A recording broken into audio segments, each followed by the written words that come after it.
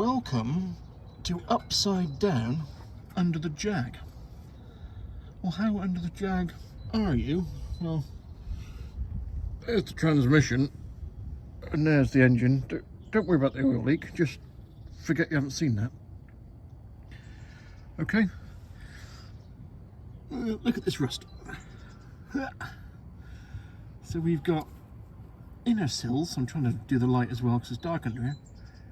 Inner sill box section to a seam, and then moving, outer sill holes, and inside that you've got like the inner sills, and that's pretty bad all the way to the far end where the wheel is off the ground. Okay, get the idea? I haven't touched this side yet. Alright, there's me jacking point there. So that's cool. Now, come back over this side. Hang on, shuffling. I haven't got much space, look. Barely. Barely any space. Hang on, shuffling. Ooh, that's safe. Oh, look, there's a dog. So, here. Some cutting out of this side. So this is that inner box section. I'll look down here. That's the inner bit coming down, comes to a seam. Seam's all rust out. Cut it out. Okay, cut out. This came down to a seam that this came down to a seam onto. At some point during all that, I stopped pressing record. Anyway, this little shape is going to go up into there. You can't see and get welded on. Then this shape is going to come up on there and weld there. Hang on, I'm just adjusting. So what it'll look like is this. Okay, top bit, inner bit, outer bit, and then the outer sill, this bit, goes on like that. Okay, fully seam welded, seam down there, that's in there, all the way down. Yeah. Cool. Okay, we're back out from underneath the Jag and we're on to metalwork. These gloves are Ace, by the way. Hashtag not sponsored. But you're not going to cut your hands to ribbons on when you're working with bloody sharp edges. Anyway.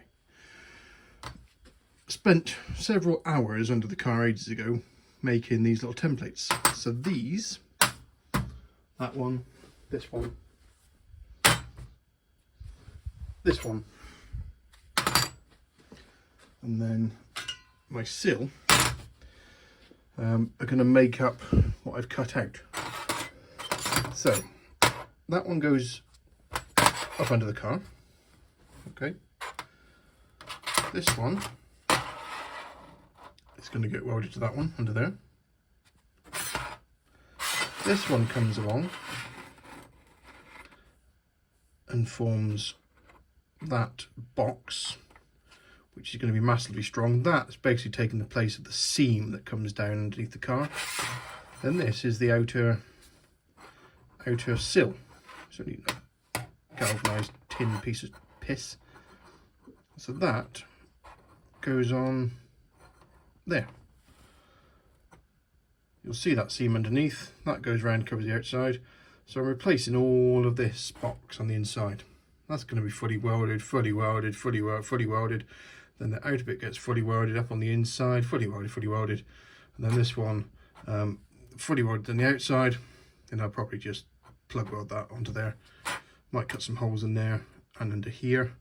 Blast that full of wax oil, old engine oil, ATF, old fork oil, grease, everything I can think of really to stop all that from rusting again. So that is prefabricated. Come over here. Look, the yellow one still for sale. That's that one there. Look. Okay, I cut a bit off so I could use it. These I've done. They're there in big long lengths. I'm just working on these at the minute. Which are these? My little technique. I don't know if this is right. I'm not a metal worker. Measure out the sizes. That's millimeters, by the way. For those of you watching in America, that's millimeters. 35, 15. Get my 1940s measuring tool out. Put the sizes on. 20, 35, 15. Mark. And then this little tool that came from Poland, 500 millimeters wide, will do 2 mil thick. See? Two sneeze. But if you're doing 2 mil thick, it'll nearly pull the wall out of the house, and these handles need to be about 6 foot long. So we're sticking to the 1.2, which is bigger than the 0.8 that's currently on the car. That's all millimeters, by the way.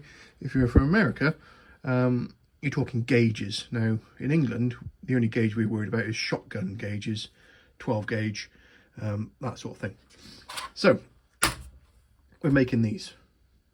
I'm going to turn the thing off now, so I've got a hand holding the phone up and another hand here. So I'm going to mark that up. Then I might show you how this massive bender works. Cool. Bear with. Okay, we got metal in the bender. So we're trying to make this shape. Quite easy. 45 there, so that'll end up like that. And then we'll spin it over and stick a 90 in. You need 2 hands for this. I'll try it one-handed because, you know, why not? Hey!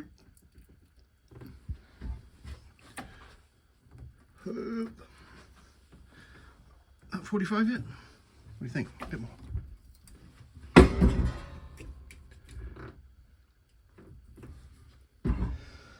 Something like that. Undo. Measure up. How close were we? Pretty damn good.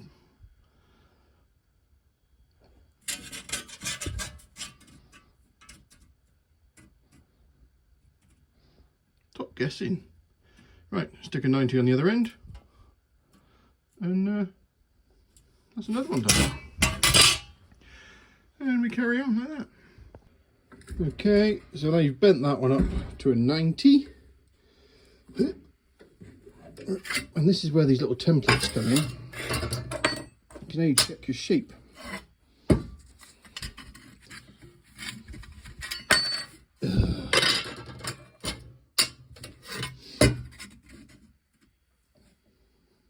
Alright, pretty happy with that. The critical distance is the middle one, because that gives me my span, but I can move this in and out to get the height right. So that's them 3 done. 1, 2, 3, smashing. That's as many as I need for that run. Right, what's next? What's the next shape? Where's that gone? Here it is. Right, one of them. Done a small one already, just to test it out. And on we go. Cool.